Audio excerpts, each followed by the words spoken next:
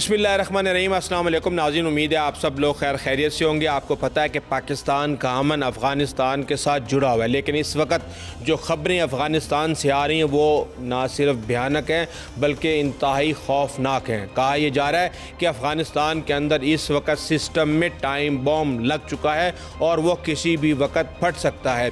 बगावत की बातें सामने आ रही हैं, खाना जंगी की बातें सामने आ रही हैं और कहा यह जा रहा है कि जो अफ़गानिस्तान के अमीर हैं मुल्ला हैबतुल्लाह अखंज़ादा, वो इस हद तक सख्त गिर हो चुके हैं कि वो किसी की बात नहीं सुन रहे और अब मजबूरन तालिबान को उनके हुक्म की अदुली करनी पड़ रही है और सिस्टम के अंदर एक बहुत बड़ी दरार आ चुकी है।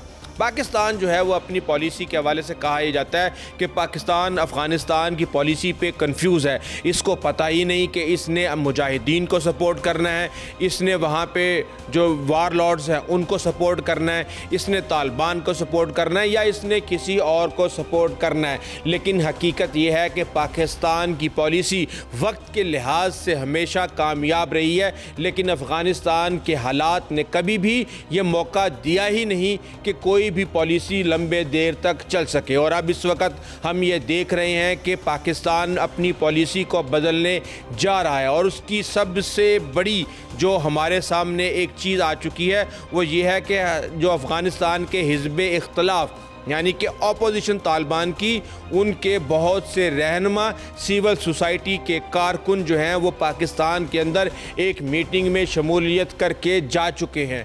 तालिबान का सबसे बड़ा मसला क्या है?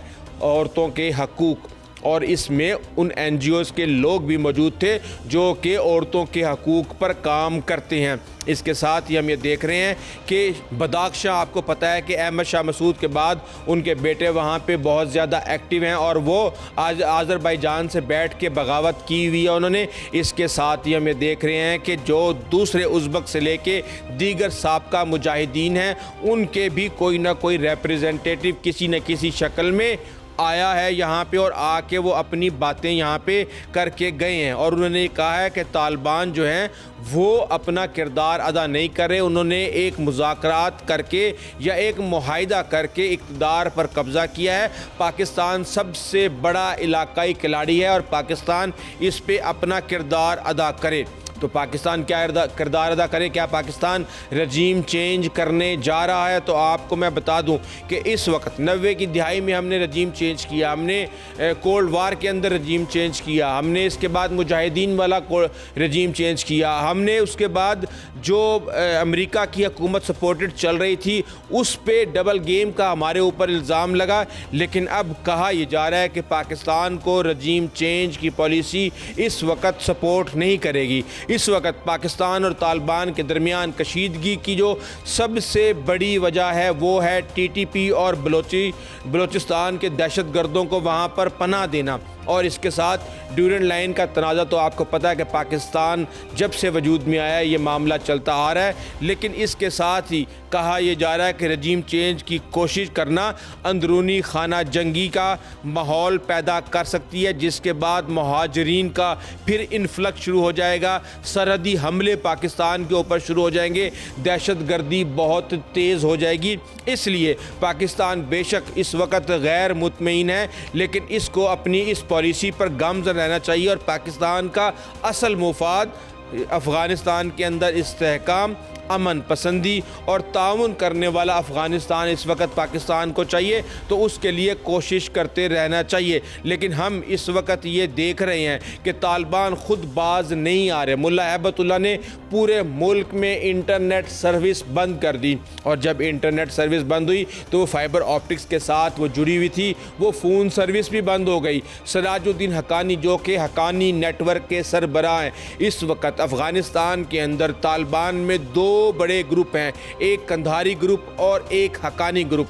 हक्कानी ग्रुप जिस भी ग्रुप के सरबराह हैं वो अस्करी तौर पे ज़्यादा मजबूत समझा जाता है, लेकिन उसके बावजूद उनसे मैक्सिमम ताकत जो है वो छीन ली गई है। कई जो अहम तरीन जो उनके यूनिट्स थे SSG के और दीगर, उनसे भी उनकी सरबराही ले ली गई है। कई वजारतों के अंदर भी उनके हमायत याफ्ता लोगों को साइड पे कर दिया गया। और जब इंटरनेट का मामला आया तो सिराजुद्दीन हक्कानी गए, मुल्ला हैबतुल्लाह को बहुत ज़्यादा मनाने की कोशिश की गई, लेकिन वो नहीं माने। और उसके बाद अब जो हमारे पास खबरें आ रही हैं कि अफ़गानिस्तान के वज़ीर आज़म मुल्ला हसन अखंज़ादा ने इंटरनेट खोलने की इजाज़त दे दी है।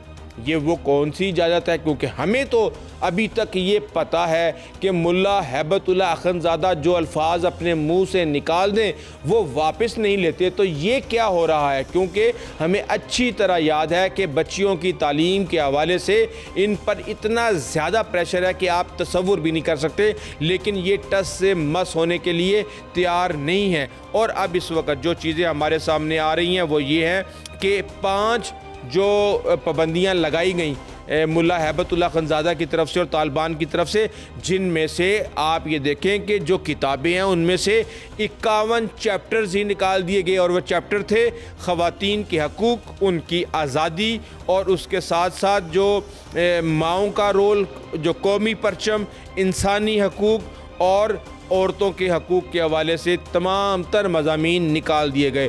शतरंज पर पाबंदी लगा दी गई, यानी कि खेलों पर भी पाबंदी जारी है। और ख़वातीन इमदादी कारकुन पर, NGOs के ऊपर भी पाबंदी लगाई गई। हम ये देख रहे हैं कि इस वक्त जब ज़लज़ला आया अफ़गानिस्तान के अंदर तो सिर्फ़ और सिर्फ ख़वातीन के इमदादी कारकुन ना होने की वजह से वहाँ पे बच्चों और औरतों की सबसे ज़्यादा अमवात वाक़या हुई हैं। और इसके बाद फिर हमें देखते हैं कि इंटरनेट सर्विसेज बंद कर दी जाती हैं, औरतों की तसनीफ़ करदा किताबें जो हैं वो सारी की सारी गायब कर दी जाती हैं, उनको पढ़ाने से पाबंदी लगा दी जाती है। लेकिन बहरहाल इस वक्त गिले शिकवे जारी हैं और कहा यह जा रहा है कि जनाब एक तरफ बैलेंस रखा जाए और दूसरी तरफ जो अपोजिशन है उसको इस्लामाबाद के अंदर एक ऑफिस बना के दिया जाए ताकि तालिबान के ऊपर किसी भी लिहाज से प्रेशर को कायम किया जा सके। लेकिन हम ये देख रहे हैं कुछ तरफ से ये खबरें आ रही हैं कि अभी तक जो तालिबान की अपोजिशन है उसके अंदर इतनी स्ट्रेंथ नहीं है